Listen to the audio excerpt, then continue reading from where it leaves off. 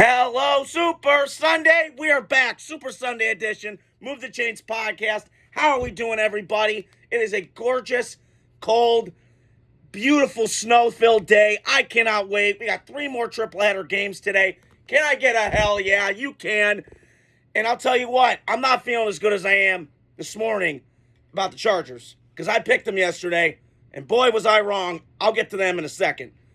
But man, what a great day of football yesterday. A lot of blowouts yesterday. Um, you know, some teams that just should have been there for participation trophies. Sure felt like that. Early on, didn't feel like that with the Chargers, but I'll get to them in a second. But I want to start with the Chargers. So, Chargers lost badly yesterday, and I know Raider fans, I'm repping them today. I've seen all the memes, all the tweets, 0 rings. Everybody else in the divisions won them. I get it. However, I didn't know what that was yesterday. You know? Excuse me. But that was bad yesterday. And I've been saying this all year long. To me, with the Chargers, they're a year away. And clearly, it showed yesterday. They are a year away. And they missed opportunities yesterday. Dropped passes, tipped balls. Just didn't feel in sync yesterday. And, you know, I was watching one of my old-time favorite Sandler movies, Click, yesterday. You know, half and half, sad and good. But I was watching that yesterday, and I kind of had the game on. I was kind of flipping back and forth. Jennifer Coolidge is a trip, I will say that. Love juice. It never gets old. However, I'll get back to the topic. So, Chargers looked awful. And listen, can we stop with the Herbert slander? He can't play. Stop it. I know he's 0-2 in the playoffs. I know. He's a bum. I know. He broke rookie records, but he didn't get the playoffs. I know. He's a bum. Hold up. Okay. Peyton Manning was 0-4 to start his career in the playoffs. Okay? Lamar Jackson's won 2 MVPs, and he's now 3-4 after that win. Dominating win last night against Pittsburgh again, and I'll get to them later. I'm going to unload. But this league's fucking hard. It's baby steps league, okay? He just got Harbaugh, an elite coach. Imagine if he got Harbaugh 4 years ago, or it'll be 5 now. But you know what I mean. He didn't. He had to sit and scrap with shit. And now he's got an elite guy. Now, this is what Harbaugh does, okay? The 2 teams that he took over, and this is incredible. This is why Harbaugh is one of the best coaches that I've ever seen that can go college, pro, go back to college, and then revert back to the NFL. Jimmy Johnson, Pete Carroll, Jim Harbaugh. Short list. And he's great at this. Okay? Excuse me. However, this offseason, they got to go do some changes. They need playmakers bad. I love Ladd McConkey. He is going to be a Wes Welker, Julian Edelman slot machine, and he is a stud. Stud. And I love Ladd McConkey. He caught a touchdown against my Raiders week 1, and he's been dominant all year long. He's a great player. Great player. Quentin Johnston has the drops, but every once in a while he'll catch one and he'll get a touchdown. Okay? And Will Dissly's not a bad tight end. That drop yesterday, should have caught it. You know, Herbert was a little pressured against that very, very good Houston defense. I'll get to Houston in a second because I'm going to give them their flowers too. But man, the Chargers yesterday, they had that game early. And I thought in my head, I went, Houston's going to be one and done. This Houston team's been bad all year. And then I thought the Chargers, okay, 6-0, they're running the ball. They're grounded on the Texans with the undersized defensive line. But then they just reverted back to the Chargers. And I will say it is a different Charger team in terms of, okay, they don't choke like they were. But this Charger team's going to be fine. They are a year away, though. And Herbert had an off game. This happens in the playoffs. Okay? A couple of years ago, it wasn't his fault that they blew a lead against Jacksonville when they were up 27-0. That was Brandon Staley. That was the defense. And I get the offense and do shit in the second half. We can blame Herbert all day, and I get it. But I can't this morning blame the defense for what happened. Yesterday was solely on Herbert because those picks that he threw yesterday, and at one point in the game, CJ Stroud threw a pick, and then it was like 2 plays later, he threw a pick. So it's like the Oprah Winfrey show. You get an interception, you get an interception, you get an interception. It was bonkers. Excuse me.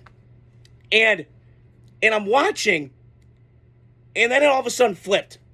And I kind of knew that game kind of turned in Texans' favor when it was 6-0 Chargers, got momentum, and then C.J. Stroud started picking shit up. They had a busted play. Then went to Hutchinson. I think he's I don't even know who he is, a receiver like 5th on the depth chart, because all they have is Nico Collins out there, who when he has his strides and he's running looks like T.O., and he's got like this body type like Mike Evans. He's just a rare specimen of speed, strength that I've seen. And he went to Michigan. Shout out to Derek Solomon, my guy. I love you, bro. But my point is that I'm watching yesterday, and it's just the Chargers. This is on Herbert yesterday. But do I blame Herbert for his bad performance? Absolutely. No question.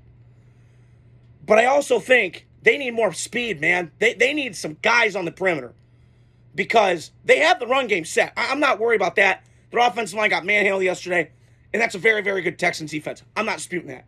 Joe Alt had his struggles. He's a rookie. This happens in this league. I'm not blaming him, okay? Sean Slater's a very, very good player. But at times he was in and out of that lineup.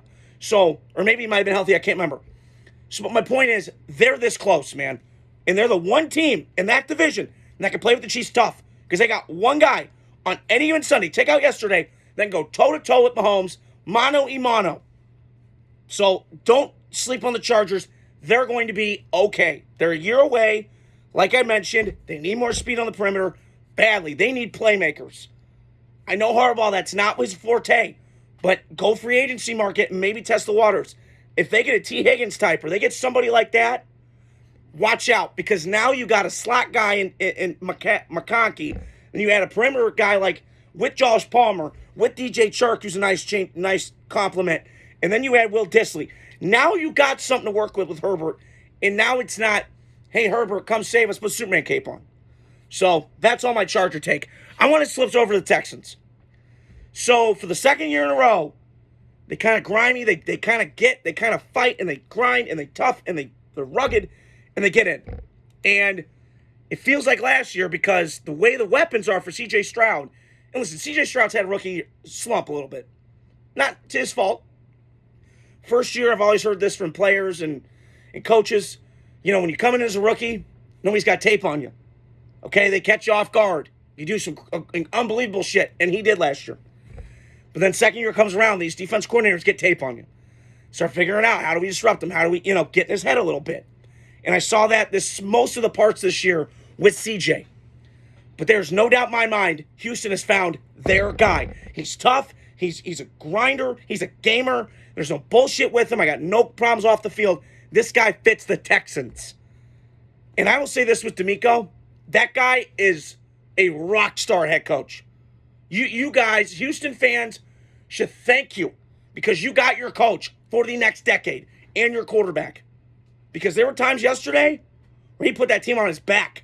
Now, he did have help from Joe Mixon, no question. That's been one of the best free agent signings this offseason, second to Derrick Henry in Baltimore. And Bengals sure do fucking miss him. Good job, Bengals. But I'm impressed with this Houston team because of one word, and I'm going to get to this. Battle tested. Because all year long, this team's been kind of scraping, kind of clawing, kind of not sure what we're getting. And then they turned that switch yesterday. And early on, and I mentioned this with the Chargers at the top, they struggled yesterday early on in that game.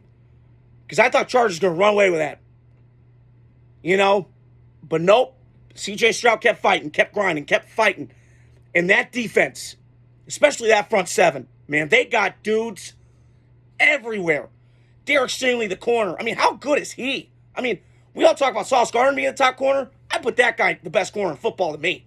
I thought Jair, but he's always fucking hurt. We never know when he's playing. Sauce Gardner's good, but he doesn't want to tackle anybody. And I'm watching Derek Stingley yesterday take on whatever the Chargers have at receiver. It's not much. Excuse me.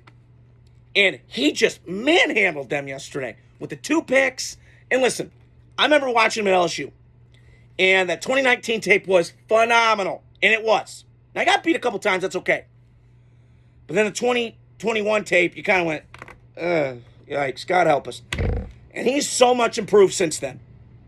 Or no, he was in college 1920. Okay, so he was in, okay. Because he got drafted 22. I keep forgetting. 21 or 22, I can't remember. So he has looked so good.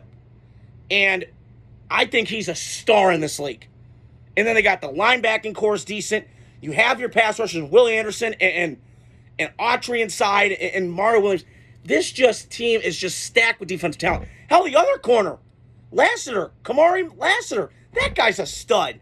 And where did he come from? Georgia. Winning fucking programs, baby. Ohio State, Georgia, Bama. Pow! That's what you do. You get winners from winning programs.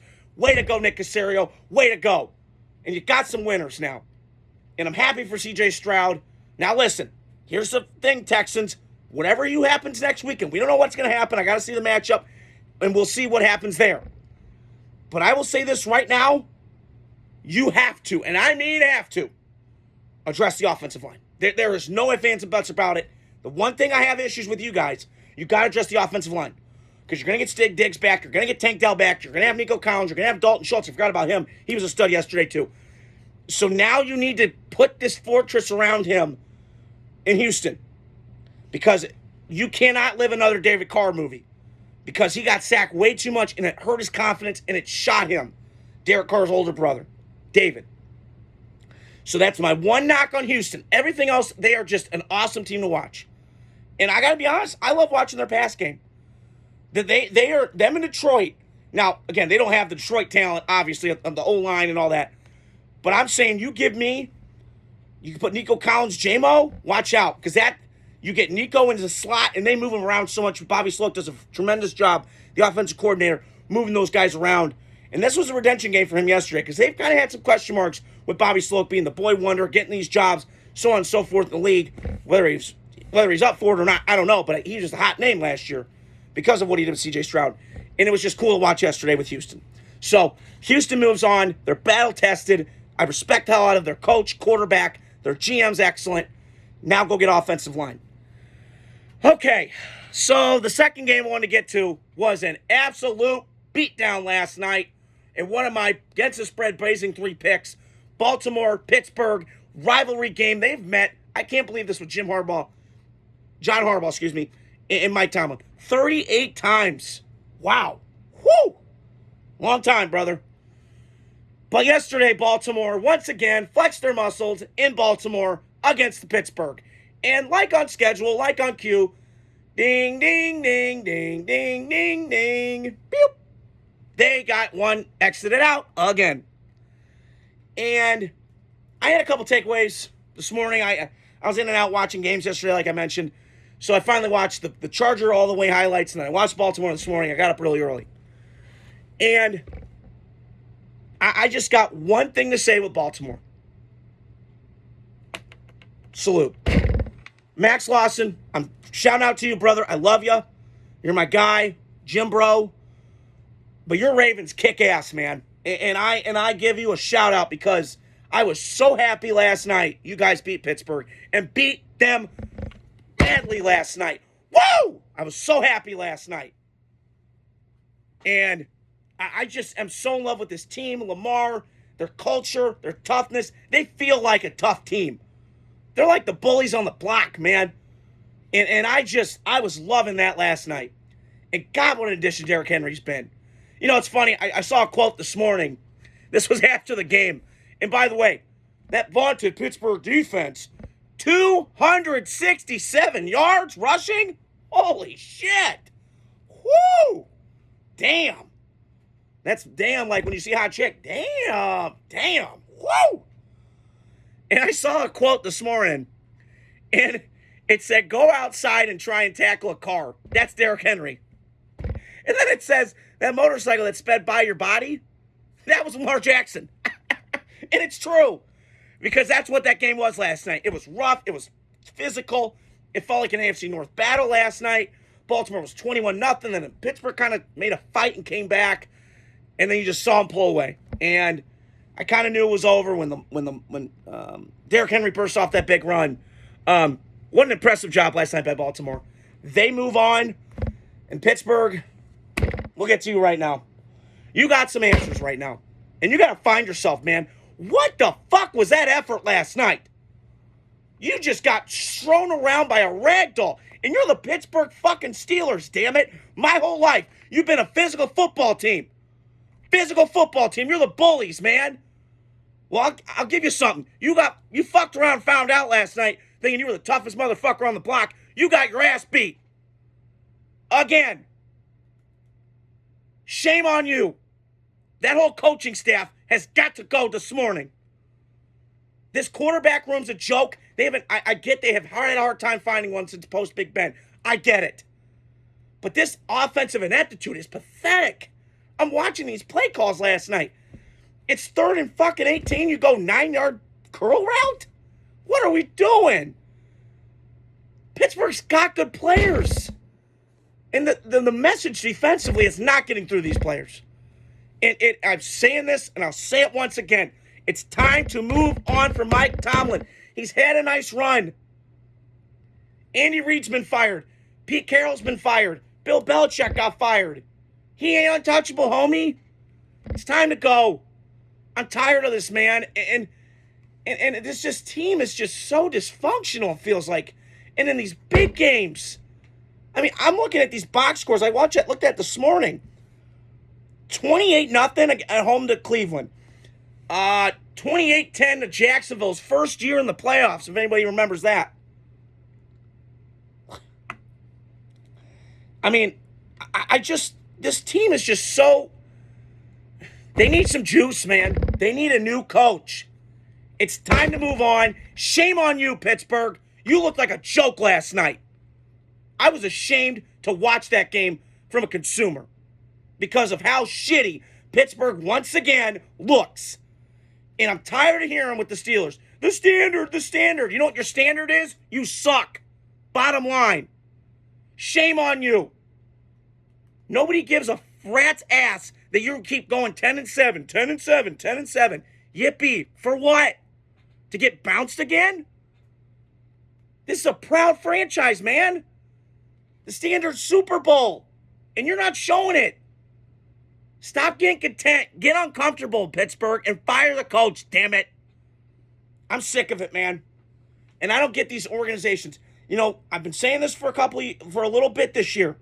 Green Bay, they're like Pittsburgh. Small market, big fan bases, probably the 2 biggest in football. Green Bay, we can poke at them all day. They make changes to coaches. Mike Holmgren, now he obviously left for Seattle, but he moved on. They had him for 8 years. Mike McCarthy, hey, we appreciate your services. You got a Super Bowl. Time to go. They did. And LaFleur probably be the same way. So, Pittsburgh, man, they're in no man's land. They're in neutral right now. And they need to put that foot on the gas, and they need to go fucking down that highway and yeet, man, and beep, go. Because you got to do some changing, brother. This is just bad. So, that's all I wanted to talk about today. What a trifecta of games today. My brother's getting the Bronco game ready. Packers, Eagles, and then Buccaneers, Commanders. I cannot wait. Hell yeah, Super Sunday. I'm so jazzed up this morning. And have a great Sunday. Stay tuned throughout the week. Got a lot of content coming out. Stay tuned. Hit the like, subscribe, share button on my platforms. Talk to you guys soon. Glad you guys like my videos. Keep it going. Adios.